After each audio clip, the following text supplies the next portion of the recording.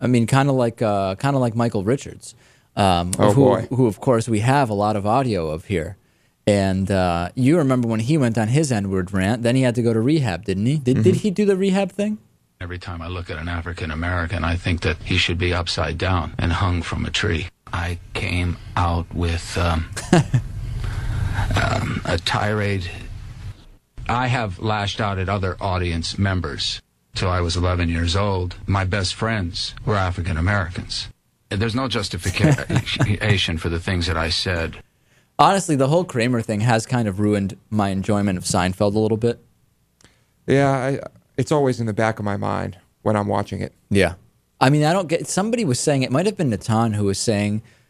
He was in some way defending Michael Richards during this incident. I don't remember. What was it? The argument you were making, Natan, was something like... What was it? I forget now. I don't know. I remember it. It was like that he was just doing a parody. In other words, he was just trying to say something to irritate the person the way he was irritated. But he wasn't actually...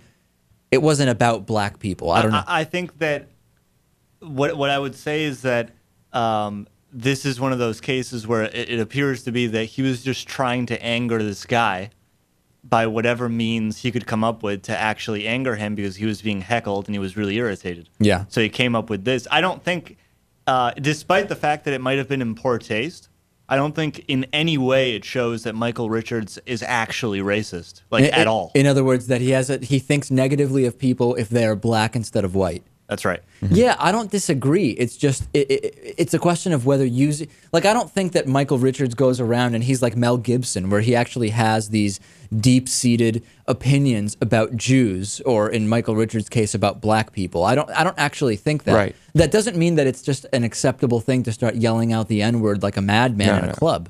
Well, and by the way, there was a Curb Your Enthusiasm episode where they actually parody this whole event, and Michael Richards at one point says to another character, "If only there were something I could say to you that would make you as angry as I am."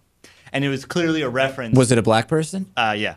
Okay. And clearly this was a reference to what he did. He was kind of like defending himself, and apparently Larry David gave him the go-ahead to do this on the show. Yeah. There's a new season of Curb that's coming out, too. I'm from the trailer, I'm worried that they're going to be reusing some material, but we'll get to that a different day. Hey, real quick, some anti-gay rights people now are turning trying to turn the situation around and saying they are the ones who are being bullied. And as the gay rights movement advances, I think we're going to see more and more of this, which is going to be people who are anti-gay are going to start saying they are the victims of intolerance. And Jim Campbell, for example, who's an attorney for the Conservative Alliance Defense Fund, said they're advocating for a lot of changes in the name of tolerance, yet ironically the tolerance is not returned for people of faith who don't agree with their agenda. You know what? Yeah, why would people be tolerant of bigots like you who think that there is any tangible reason, any realistic good argument to be made why gay and lesbian couples should not have the same rights and not be discriminated against as heterosexual couples? I mean, it's like saying, right. You know, I call people the N-word. That's the word, discrimination. There's no discrimination coming from the other side. Right. People are discrimination angry. Is going in one direction. Yeah, people are angry with you because you're an anti-gay nut and you're a bigot. You're not being discriminated against. Right. You're just a bigot. It's like saying, listen, It's not like these people are walking into a restaurant owned by a gay person and told to get out because they're straight. Right. Right. I call people the N-word, and now everybody's being mean to me. I just don't get it. That's basically what this is. Mm-hmm. So yeah, while you continue to push your anti-gay rhetoric and Bible quotes for why people should not just be able to live in peace and have all the same rights as you do, you will get bullied by people who... Not bullied. You're not going to be treated well, though. People aren't... Those who are for gay rights are not going to like you. You're going to have to face that.